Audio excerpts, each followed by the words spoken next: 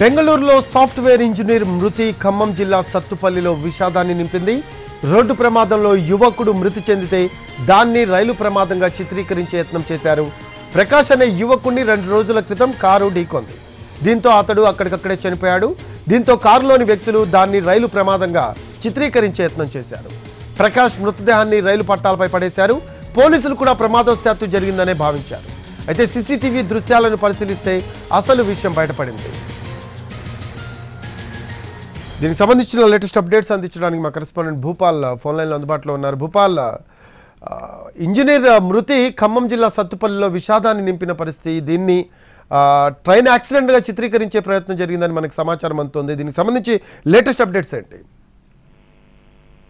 ప్రధానంగా అంటే software engineer బెంగళూరులో పనిచేస్తున్నాడు. అయితే అతను ఈ నెల 15వ తేదీని అక్కడ ఉద్యోగంలో చేరాడు. అయితే మన శుక్రవారం రాత్రి మాత్రం అతను అక్కడ చనిపోయిన సమాచారం అందుకున్న బంధువులు అక్కడికి బెంగళూరుకు వెళ్ళడం జరిగింది.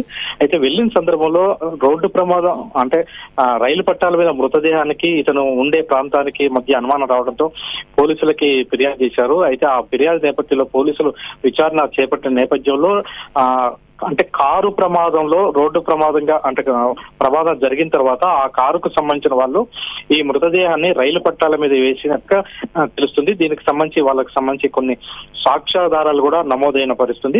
ఈ నేపథ్యంలో ప్రకాష్ మృతదేహానికి సంబంధించి పోస్ట్ మార్టం చేయడం జరిగింది. ఆ తర్వాత బంధువులకు అప్పగించారు. ఇది బెంగళూరు పోలీసులు మాత్రం ఇప్పుడు కేసుని నమోదు చేసి విచారణ చేస్తున్నారు. Thanks for updates Bhupal.